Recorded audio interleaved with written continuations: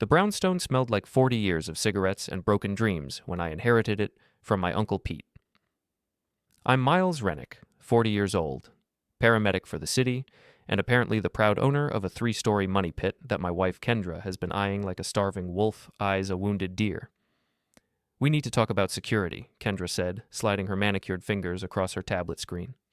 The morning light streaming through our kitchen window made her blonde highlights shimmer, but there was nothing warm about her expression.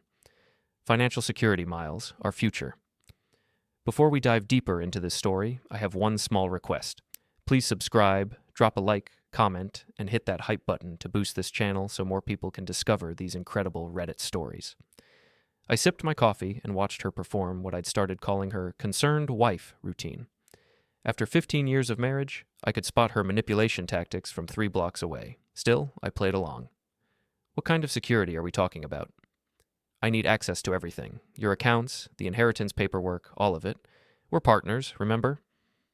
Her voice carried that edge it got when she was about to make unreasonable demands sound perfectly logical. Partners, I repeated, tasting the word like it was spoiled milk. Right. The thing about being a paramedic is you develop a sixth sense for when people are lying. Heart rate changes, breathing patterns, micro-expressions. I've seen them all in the back of ambulances when people try to hide how they really got hurt. Kendra was displaying every tell in the book. I've already talked to Riley about it, she continued, not meeting my eyes. He thinks it's smart to consolidate everything under joint management. Riley Grant, my wife's new financial advisor, who looked like he stepped out of a men's cologne advertisement and had the personality of a used car salesman.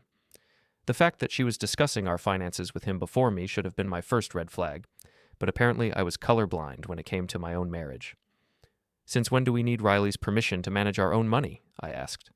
Kendra's jaw tightened. It's not about permission, Miles. It's about making smart decisions. Real men with ambition understand the importance of proper financial planning. There it was. The casual emasculation disguised as helpful advice.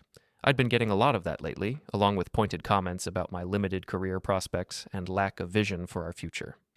I'll think about it, I said, which we both knew meant no. After she left for her interior design studio, I decided to do what any suspicious husband would do. I snooped. Kendra had left her tablet on the kitchen counter, and muscle memory had me opening her messages before my conscience could stop me.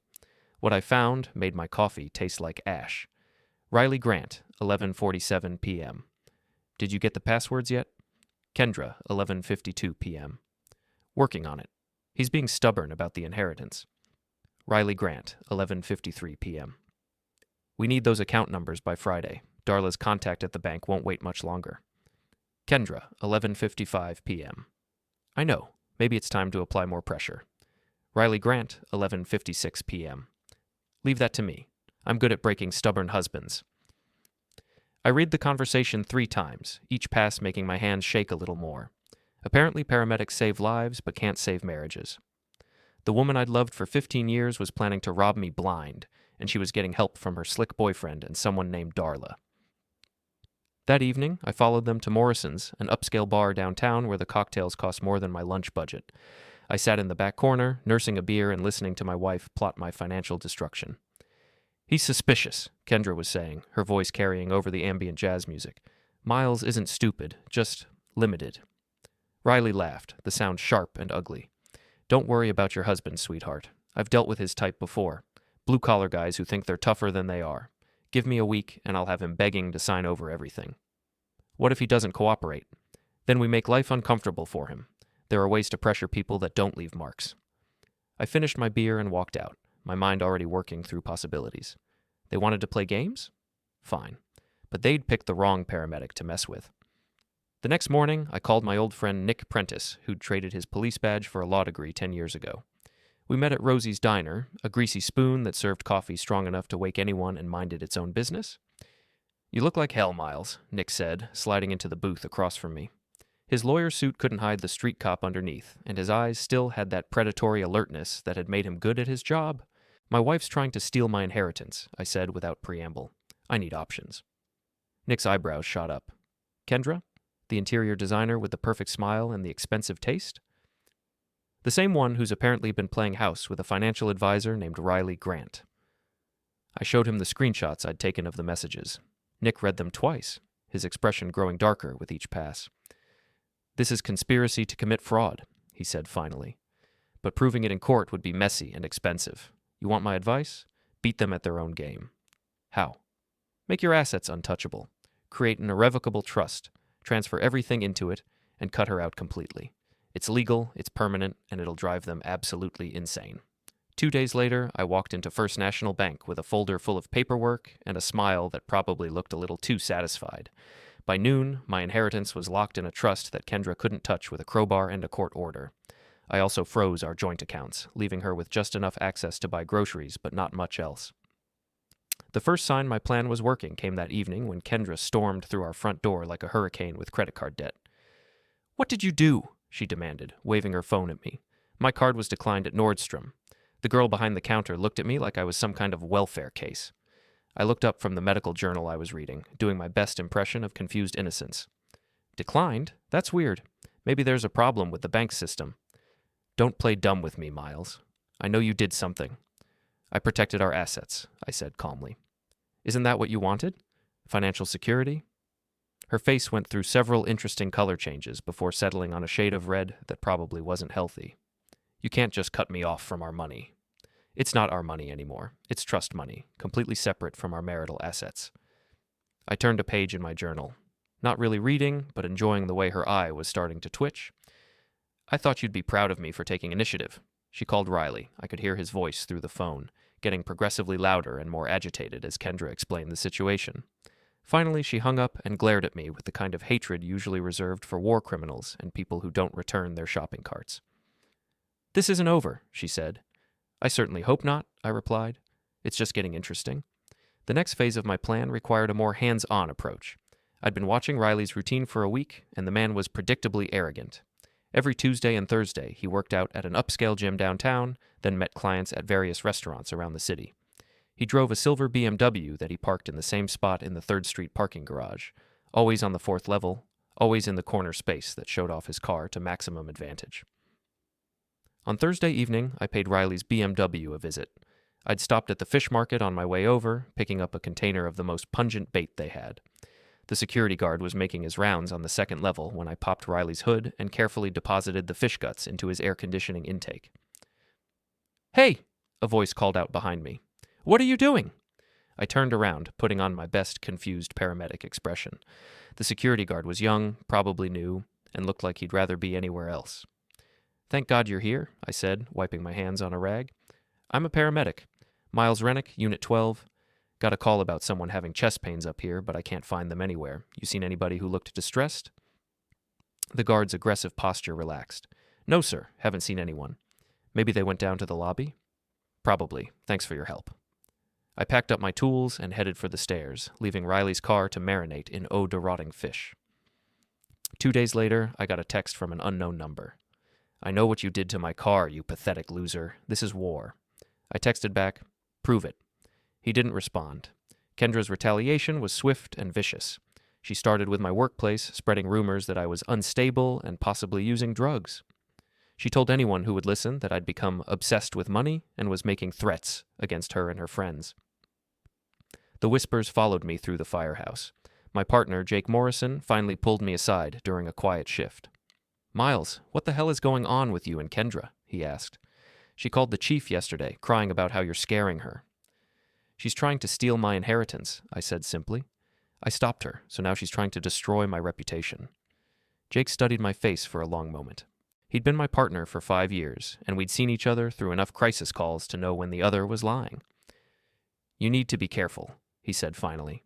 "Chief's getting pressure from upstairs. If this gets any messier, you could be looking at suspension." That evening, I drove to Bear's boxing gym, a dive in the warehouse district where the clientele was more interested in working out frustrations than looking pretty. Bear Jones had been running the place for 20 years, and his advice was usually worth the price of admission. "Your wife's playing dirty," Bear said, wrapping my hands for a session with the heavy bag. "But dirty fighters always make the same mistake. They think everyone else will fight dirty too." "What do you mean?" "They expect you to get down in the mud with them. When you don't, when you stay smart and stay clean, they panic. Panic makes people stupid." I worked the bag for an hour, letting my frustration flow out through my fists. By the time I finished, I had a plan. Riley was throwing a party at his luxury condo the following Saturday. some kind of client appreciation event that Kendra had mentioned during one of her increasingly hostile phone calls with her mother. High-end crowd, lots of potential clients, and Riley's chance to show off his success. I spent the week doing research. Riley Grant, it turned out, had a colorful past that didn't match his current polished image. 3 failed businesses, 2 bankruptcy filings, and a pattern of taking money from clients and making high-risk investments that somehow never paid off. He'd managed to reinvent himself as a financial advisor, but his credentials were about as solid as tissue paper in a rainstorm. Saturday night, I put on my best suit and crashed Riley's party. The condo was everything I'd expected: sleek, expensive, and soulless. Riley had spared no expense on the spread, and the guest list looked like a who's who of the city's upper-middle-class professional crowd. Kendra was there, of course, playing the role of Riley's sophisticated companion and pretending she didn't see me walk in. I mingled for an hour, making small talk and listening to Riley hold court near the floor-to-ceiling windows that overlooked the city. He was in his element, spinning stories about his investment successes and dropping hints about exclusive opportunities for his special clients. That's when I made my move. "Riley Grant," I said loudly enough for half the room to hear. "I've been looking forward to meeting you." The conversation around us faded. Riley turned, his practiced smile faltering when he saw me. "Miles," he said carefully, "I didn't know you were invited." "I wasn't," I replied cheerfully, "but I thought your guests should know what kind of financial advice they're getting." I pulled out my phone and started reading from my research notes. Did everyone know that Riley here filed for bankruptcy twice in the last decade, or that his last business partner is currently suing him for embezzlement? "That's enough," Riley said, his face going pale. "Oh, I'm just getting started." I looked around the room, making eye contact with as many people as possible. "See, Riley's been giving my wife some very special financial advice, the kind that involves stealing from her husband's inheritance and splitting the proceeds." Kendra stepped forward, her face a mask of fury. "Miles, you're drunk. You're embarrassing yourself." "Am I?" I turned to address the crowd. "My wife and her boyfriend here have been planning to defraud me out of my inheritance. I have the text messages if anyone's interested." The room erupted in whispers. Several people started moving toward the door, and Riley's carefully cultivated image began crumbling in real time. "You snake," Riley snarled, grabbing my arm. "I'll destroy you for this." I looked down at his hand on my arm, then back at his face. "Touch me again, Riley, and I'll make sure everyone in this room knows exactly how you advise married women, in detail, with photos." He released my arm like it was on fire. I walked out of the party with Kendra's curses following me into the hallway. By Monday morning, half of Riley's client base had found new financial advisors, but I wasn't done yet. The next phase of my revenge required patience and a deeper understanding of the players involved. Darla Moreno turned out to be Kendra's business partner at the interior design studio, a sharp-eyed woman in her mid-30s who'd been conspicuously absent from my wife's recent social media posts. I did some digging and discovered that Darla and I had history. 5 years ago, when I was working part-time security at the hospital, I'd caught her stealing prescription medications from the pharmacy. Instead of pressing charges, I'd reported her to hospital administration, which resulted in her losing her job and her nursing license. She'd apparently reinvented herself in the interior design world, but the grudge against me had never faded. Now everything made sense. This wasn't just about Kendra's greed or Riley's opportunism. It was personal revenge disguised as a financial scheme. I was mulling over this revelation when I caught Darla breaking into my house. It was 2 a.m. on a Tuesday. I'd been working a double shift and came home exhausted, ready to collapse into bed. But something felt wrong the moment I stepped through the front door. The air moved differently, and there was a faint scent of perfume that didn't belong. I grabbed a flashlight from the kitchen drawer and moved quietly through the house. I found Darla in my home office, going through the filing cabinet with a small pen light clenched between her teeth. "Looking for something specific?" I asked, flipping on the overhead light. Darla spun around, the pen light falling to the floor. She was dressed in dark clothing and latex gloves, clearly not her first breaking and entering expedition. "Miles," she said, trying to recover her composure. "I can explain." "I bet you can. Let me guess. Kendra sent you to look for documents related to the trust?" Her silence was answer enough. "You know what I find interesting, Darla. This whole elaborate scheme to steal my money, and none of you bothered to check whether it was actually stealable." I leaned against the door frame, blocking her exit. "The trust is ironclad. Even if you'd gotten the account numbers, you couldn't have touched a penny." "Then why?" "Because this was never about the money, was it? This was about you getting back at me for ruining your nursing career. Kendra and Riley were just convenient tools." Darla's mask finally slipped, revealing the bitter hatred underneath. You destroyed my life. I spent 10 years building my career, and you took it away with one phone call. You destroyed your own life when you started stealing drugs. I just made sure you couldn't hurt any patients. Self-righteous bastard, she spat. You think you're so much better than everyone else. No, I said quietly. I just think I'm better than people who steal from sick patients and plot to defraud their friends' husbands. I pulled out my phone and showed her the screen. I've been recording this conversation since you started talking. Breaking and entering, conspiracy to commit fraud, and now confession. How do you think that's going to play with your current employer? The color drained from her face. You wouldn't. Try me. She pushed past me and ran for the front door. I didn't try to stop her. I had what I needed. The next morning, I sent copies of the recording to Darla's boss, along with documentation of her criminal history and current schemes. By noon, she'd been fired from the design studio. By evening, word had spread through their professional network that Darla Moreno was not to be trusted with access to clients' homes or financial information. 1 down, 2 to go. Riley was next. I'd been studying his routine, looking for the perfect opportunity to deliver a lesson he wouldn't forget. The chance came when he called me directly, demanding a face-to-face meeting to settle this like men. We agreed to meet at Bear's gym after hours. Riley probably thought he could intimidate me on neutral ground, but he'd made a crucial error in judgment. Bear's gym wasn't neutral ground, it was my territory. Riley showed up in an expensive tracksuit and designer sneakers, looking like he'd stepped out of a fitness magazine. He was bigger than me, probably stronger, and definitely more aggressive. Under normal circumstances, he might have been able to push me around. But these weren't normal circumstances. You've caused me a lot of problems, Miles, he said, flexing his shoulders in what was probably supposed to be a threatening manner. Good, I replied. That was the point. I want you to back off. Stop spreading lies about me, stop interfering with my business, and stay away from Kendra. Or what? Riley stepped closer, invading my personal space. Or I'll make you regret it. I looked around the empty gym, then back at Riley's face. You know what? You're right. We should settle this like men. Now, I walked over to the equipment rack and picked up 2 pairs of boxing gloves. Put these on. What? You want to threaten me? Fine, but let's do it properly. I tossed him a pair of gloves. Unless you're all talk and no action. Riley's ego wouldn't let him back down. He put on the gloves and we stepped into the ring.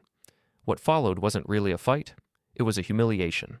Riley had size and aggression, but I had 15 years of staying calm under pressure and a lifetime of dealing with people who thought they were tougher than they actually were. I didn't try to hurt him seriously. Instead, I made him look foolish. Every time he swung wildly, I stepped aside and landed a light jab to his ribs or shoulder. When he tried to corner me, I slipped away and made him stumble into the ropes. After 10 minutes, he was exhausted, frustrated, and covered in sweat. Had enough? I asked. Riley was breathing hard, his expensive tracksuit soaked through. This is insane. This is what happens when you threaten a paramedic who grew up in this neighborhood, I said. We don't fold under pressure. I later learned that Bear had recorded the entire encounter and shared it with several mutual acquaintances. Within days, footage of Riley getting schooled by a middle-aged paramedic was making the rounds on social media. His remaining clients were not impressed. But I saved the best for last. Kendra's world was collapsing around her, and she knew it. Darla had been fired and was facing potential criminal charges. Riley's business was in ruins, and his reputation was destroyed.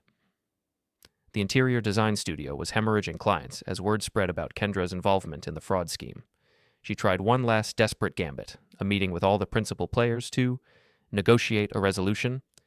She suggested we meet on the rooftop of Riley's condo building, probably thinking the dramatic setting would give her some psychological advantage. I agreed, but I had my own plans for the evening. The rooftop was accessible through a maintenance door that could be locked from the outside, a detail I'd noticed during my research of the building. I arrived early and made sure the door would seal properly when closed. Then I set up a small camera to live stream the proceedings to a private social media account I'd created specifically for the occasion.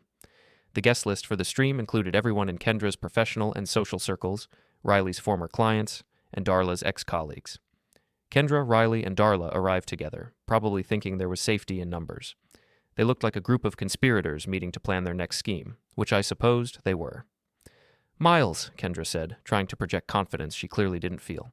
Thank you for coming. Wouldn't miss it, I replied. This should be educational. Riley stepped forward, trying to reclaim some of his lost authority. We need to reach an understanding. This situation has gotten out of hand. Has it? I pulled out my phone and showed them the live stream. Smile, everyone. You're on camera. The color drained from all three faces simultaneously. What is this? Darla demanded.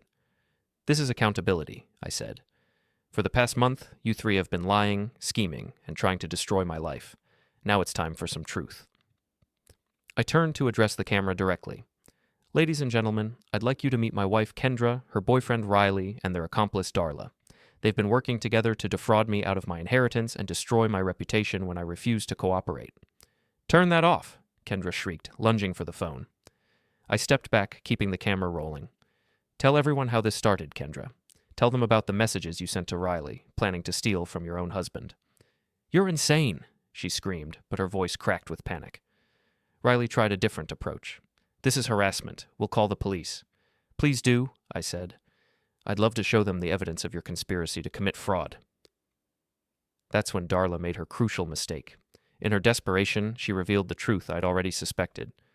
This is all your fault, she yelled at me. You destroyed my nursing career, so I destroyed your marriage. Kendra was just stupid enough to go along with it. The camera caught every word, and the live stream exploded with comments as viewers realized they were watching a real-time confession. Kendra spun on Darla, her face contorted with rage. You said this was about the money. You said we could all get rich. The money was just a bonus, Darla shot back. I wanted to watch him suffer like I suffered. Riley, seeing his carefully constructed world crumbling in real time, tried to salvage something from the wreckage. I never meant for it to go this far. Kendra seduced me, made me think. Don't you dare, Kendra screamed. This was your plan. You said you knew how to handle him. I watched them turn on each other like rats in a sinking ship, their true natures revealed under pressure. The live stream audience was eating it up, and the comment count was climbing by the second. This is beautiful, I said, addressing the camera again. 3 people who thought they were smart enough to destroy someone else's life, and they can't even keep their stories straight for 5 minutes. Riley made one last desperate play for dominance. He stepped toward me, his fist clenched, probably thinking he could intimidate me into stopping the broadcast. You think you've won? He snarled. I'll destroy you. I'll make sure you never work again.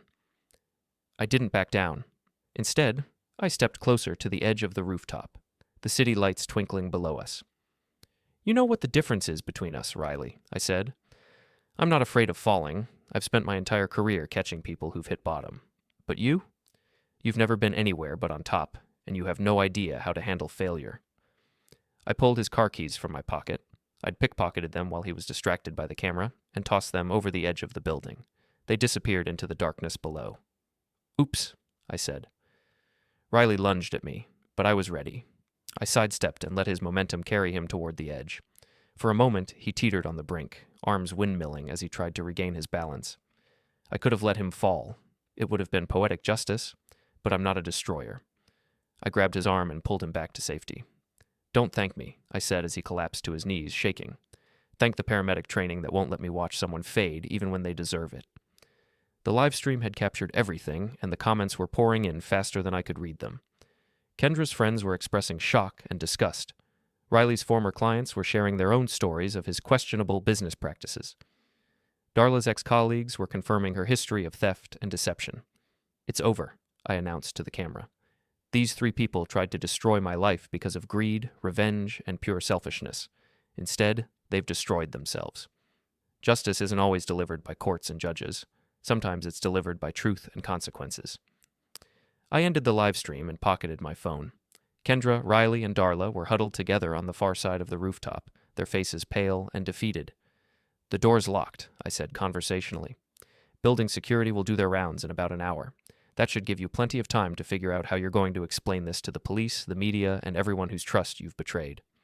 I walked to the maintenance door and paused with my hand on the handle. Oh, and Kendra, I'll have divorce papers ready by Monday. You won't be getting anything from the settlement except a bill for your legal fees.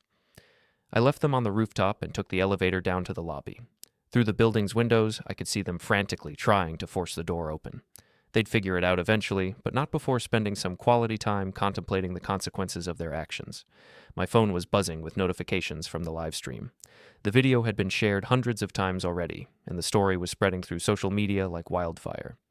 By morning, everyone in the city would know exactly what kind of people Kendra Lowe, Riley Grant, and Darla Moreno really were. I drove home to my empty house and poured myself a drink. Tomorrow, I'd start the divorce proceedings.